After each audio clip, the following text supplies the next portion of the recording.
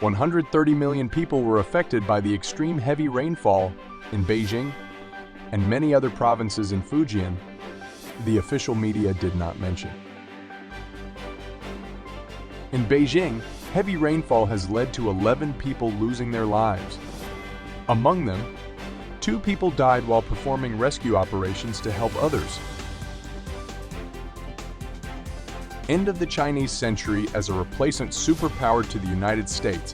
Analysis. China's participation in CPTPP is mainly due to political factors. After the United States announced its military aid to Taiwan, China released a Fujian drill helicopter skimming the sea and attacking the island. Losses. The main theme of China's new car-making forces.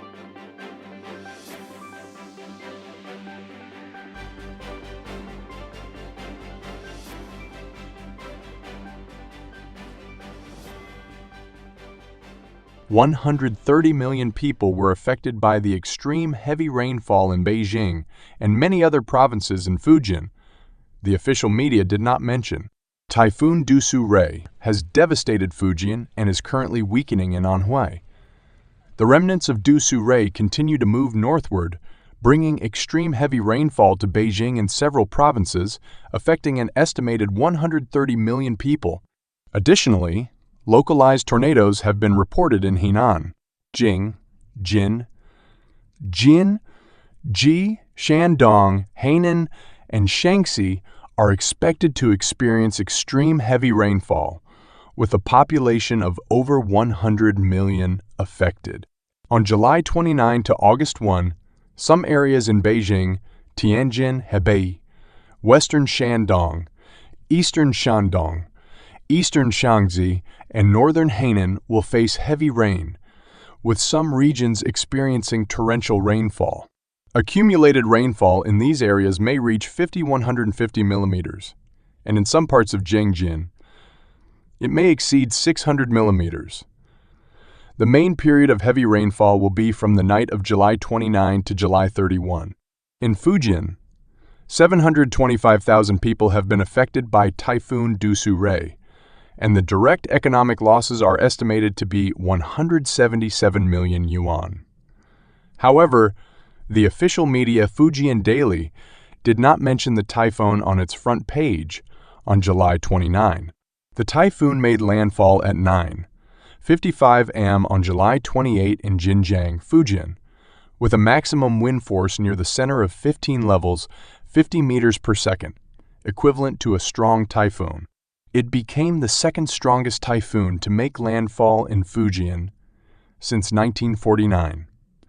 The strong winds and heavy rain led to many fallen trees, flooded roads, and trapped vehicles and pedestrians in Xinjiang.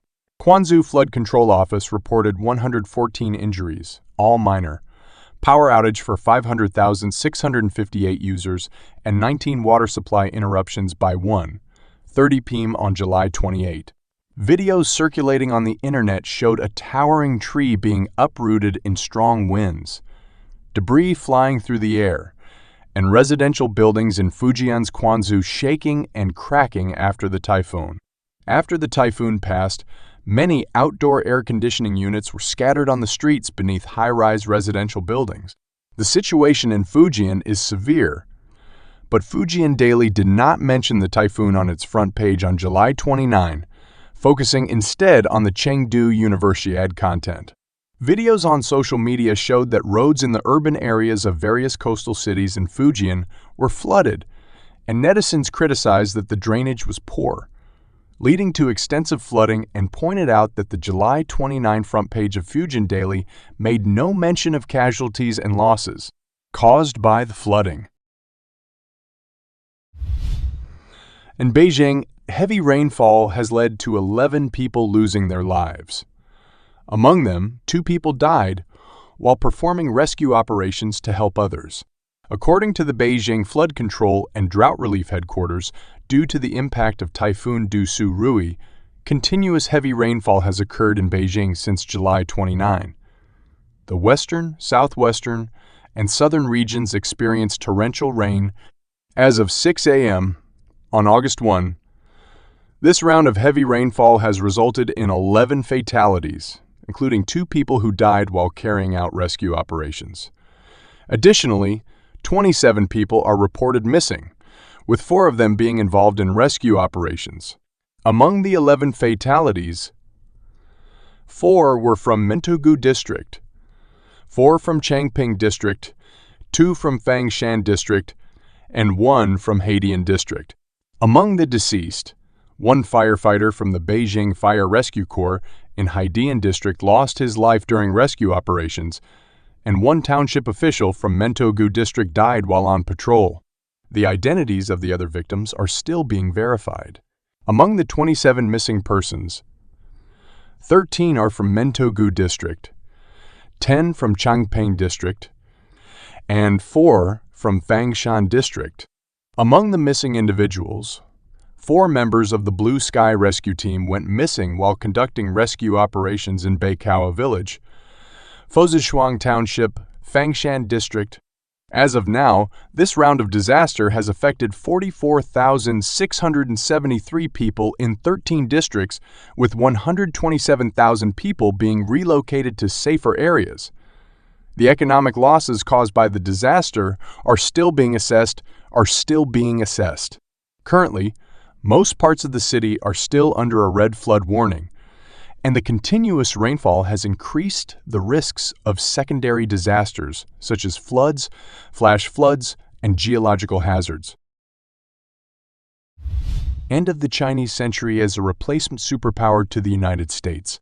According to a report from the news commentary website Slayon, over the past 20 years, countless prophecies, forecasts, and statements have claimed that China will soon replace the United States as the dominant superpower in the world. However, China now faces twin permanent headwinds, with no realistic choices to address either of them. The most powerful long-term force shaping a major country's destiny is its population structure. Based on China's population census, the country's ultimate advantage, the endless supply of the working age population, peaked in 2010 at nearly 1 billion people. The next census in 2020 showed a decline of over 30 million in the working age population, the first since China's economic liberalization in the 1970s. The United Nations estimates that this group will continue to decline, reaching 773 million by 2050. The population under 14 years old will also decrease, from slightly over 250 million in 2020 to an estimated 150 million by 2050. Workers will not only disappear, but there is no one expected to replace them. Every age-related trend in China is moving in the wrong direction. China's median age, which used to be much lower than the Western world, is now older than that of the United States and increasing every year.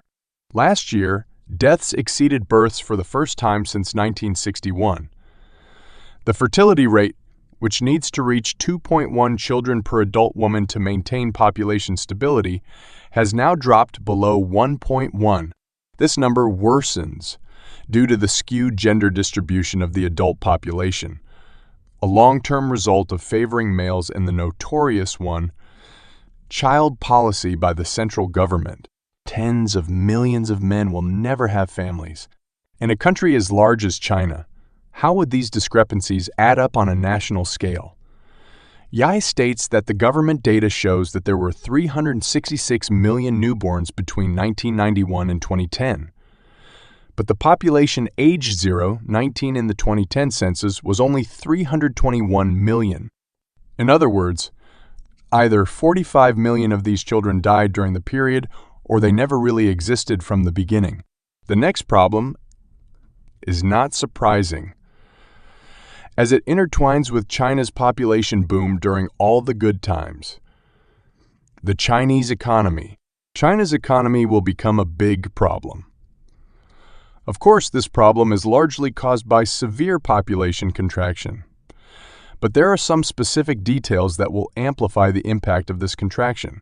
70% of China's household wealth is in real estate. The comparable figure in the U.S., is less than half of that. The demand for investment properties is so high that China's construction frenzy is simply incomparable to any other major economy, even those that have experienced massive housing construction. China's residential fixed asset capital accounts for nearly 20% of GDP, while comparable figures for Australia, Japan, South Korea, and the US are around 5% or lower.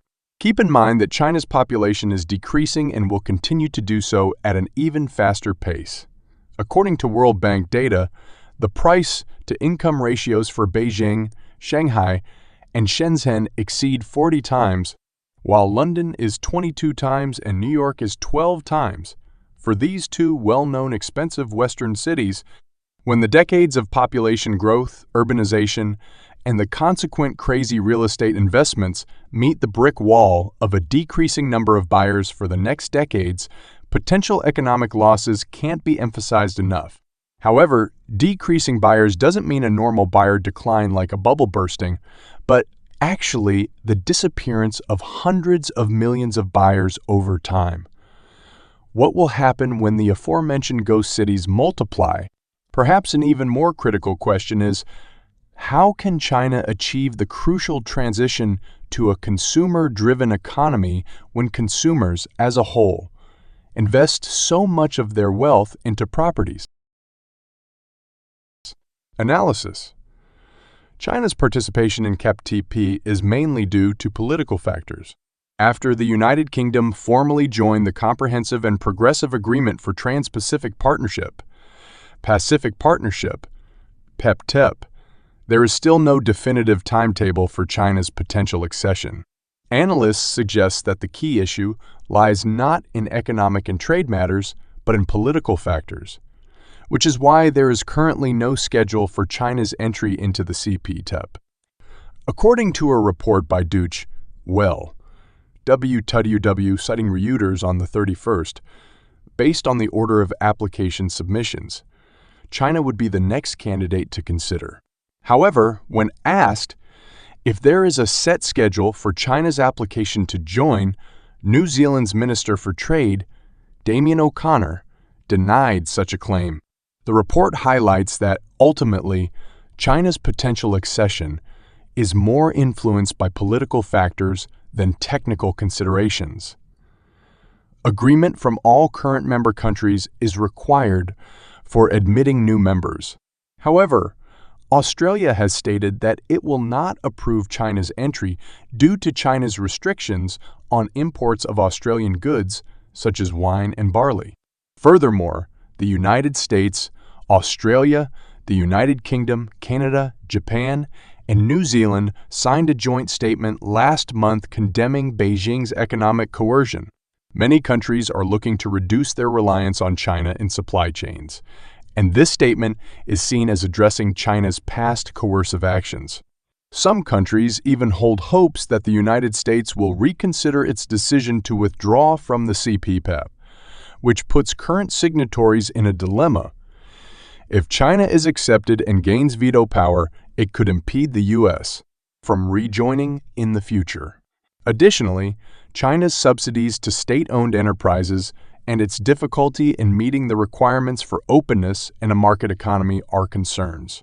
There have also been repeated cases of intellectual property theft by Chinese companies from Western companies, and the CPTPP places significant emphasis on digital trade and prohibits forced localization of data, which China has not addressed.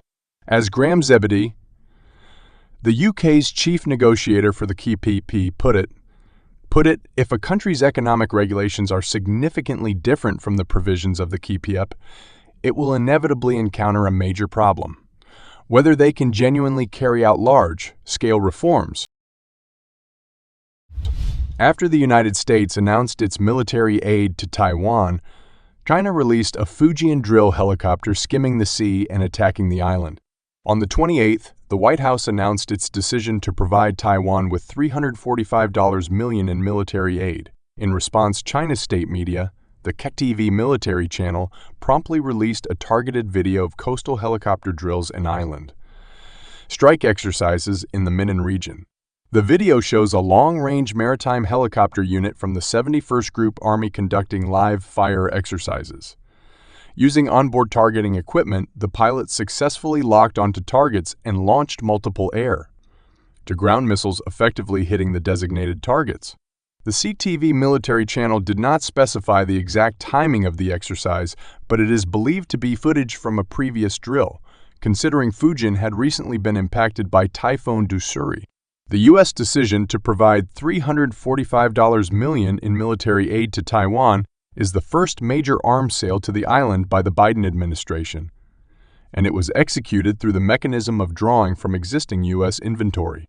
In response to the military aid announcement, the spokesperson for China's Taiwan Affairs Office, Chen Binhua, stated on the 29th that the Democratic Progressive Party, DPP, authorities in Taiwan stubbornly adhere to a pro-independent stance, attempting to rely on the U.S. for independence, and seek independence through force, continuously seeking arms sales and military assistance from the U.S. to strengthen military ties with the United States. Chen Binhua mentioned that the actions of the DP authorities are turning Taiwan into a powder keg and an ammunition depot, exacerbating the risk of military conflicts in the Taiwan Strait. The CCP invests heavily in traditional chips. The United States and Europe are worried about the CCP's dumping plan to prevent it. The United States has restricted the development of advanced semiconductors by the Chinese Communist Party, CP. However, now the CP is turning to traditional chips and investing billions of dollars to expand production. This has also raised new concerns among countries like the United States and Europe. According to Bloomberg, insiders say that the CCP is accelerating the production of traditional chips, causing concerns about economic and security issues in the United States and Europe. They worry that Chinese companies may flood the global market with traditional chips, similar to what happened in the solar industry, thereby squeezing out foreign competitors. Insiders say that the United States is determined to prevent chips from becoming the CCP's new bargaining chip. U.S. Secretary of Commerce Gina Raimondo, July 26, 2023. The CTI's financial subsidies will lead to an excess of mature process and traditional chip production capacity. This is a problem that we need to consider and cooperate with our allies to solve. Recently, U.S. Commerce Secretary Gina Raimondo stated that the United States is considering working with allies to address this issue. Traditional chips typically refer to those with a process node of 28 nanometers or above, introduced over a decade ago. A senior official from the Biden administration said that, although there is no timetable and they are still collecting information, all options are possible. Losses. The main theme of China's new car-making forces. On July 26, Evergrande Auto reported a two-year loss of 84 billion yuan, becoming a hot topic of discussion. However, losses are not uncommon in the new energy vehicle market. It is well known that car making is a cash-intensive business, and quick profitability is difficult to achieve. The basic rule in this industry is that scale is key to survival. Only by reaching a certain scale can companies survive. Currently, new car making forces like Xia Open Motors still need to invest heavily in early-stage research and development, factory construction, and building commercial models, which puts immense operational pressure on them. Among the new car making forces, Xia Open Motors is facing particularly difficult times. Since the second half of last year, Xiaopeng's delivery volume has been declining. Xiaopeng's long-term struggle with sales growth bottleneck led to a net loss of 9.139 billion yuan in 2022, expanding from 4.863 billion yuan in 2021. Roughly calculated, for every car sold, Xiaopeng suffered a net loss of 75,700 yuan. In the first quarter of this year, it incurred a net loss of 2.337 billion yuan. However, Xiaopeng's numbers are not the most alarming. NIO's losses are even more frightening. In the first quarter of this year, NIO incurred a loss of 4.804 billion yuan, with a gross profit margin of 1.52s, a 13.8 percentage point decrease compared to the same period last year, visibly increasing NIO's debt pressure. As of the first quarter of this year, NIO's asset-liability ratio had reached 73.73, an increase of 16.72 percentage points compared to the same period last year. Apart from NIO and Xiaopeng, emerging forces like Leapmotor and NIO's sub-brand, NIOEC, are also struggling with losses.